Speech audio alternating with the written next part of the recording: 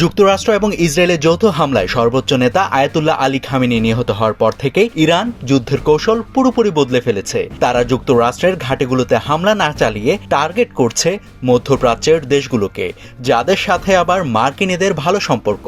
এর পেছনে ইরানের উদ্দেশ্য হচ্ছে মধ্যপ্রাচ্যের দেশগুলোর এমন এক জায়গায় হাত দেওয়া যেখানে আঁচল লাগলেও ধনকুবের দেশগুলো যুক্তরাষ্ট্রকে বাধ্য করবে যুদ্ধ থামাতে। কিন্তু কি সেই জায়গা?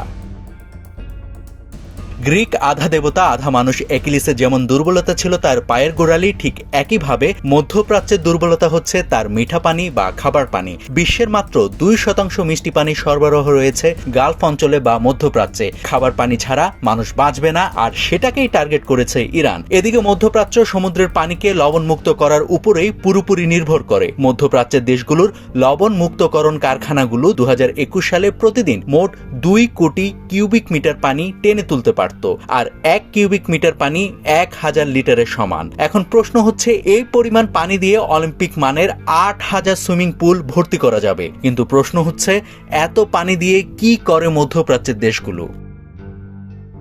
French institute of international relations জানাচ্ছে, কুয়েতের 90% পানি আসে লবণ মুক্ত করার প্রক্রিয়ার মাধ্যমে, ওমানের 86%, সৌদি আরবে 70% আর সংযুক্ত আরব আমিরাতে 42% মিষ্টি পানি ওই প্রক্রিয়ার মাধ্যমে আসে। কারণ ওই অঞ্চলের কৃষি আর খাদ্য উৎপাদনও লবণ মুক্তকরণ প্রক্রিয়ার মাধ্যমে সরবরাহ করা পানির উপরে নির্ভর করে। এজন্যই ইরান হামলার জন্য গালফ অঞ্চলের পানি সরবরাহের কারখানাগুলোকে কৌশলগতভাবে গুরুত্বপূর্ণ মনে করেছে। বিশ্লেষকরা বলছে যে সরাসরি যুক্তরাষ্ট্র আর ইসরায়েলকে মোকাবেলা করার থেকে বরং যুদ্ধের অস্থিরতা নানান ক্ষেত্রে নানান জায়গায় ছড়িয়ে দেওয়ার কৌশল নিয়েছে ইরান। কাতারের নর্থ ওয়েস্টার্ন ইউনিভার্সিটির অধ্যাপক মার্ক ওয়েন জোন্স বলেছেন, যদি উপসাগরীয় অঞ্চলের সরকারগুলো দেখে যে তাদের পানি সরবরাহের অবকাঠামো বা কারখানার উপর হামলা হচ্ছে, তাহলে তারা যুক্তরাষ্ট্রের উপর যুদ্ধ শেষ করার জন্য চাপ তৈরি করতে বাধ্য হবে।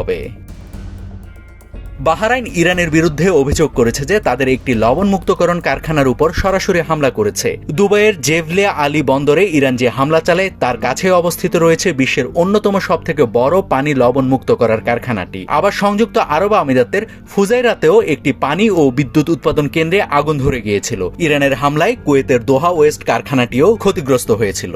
নাভিদ হাসান, সোনালী নিউজ।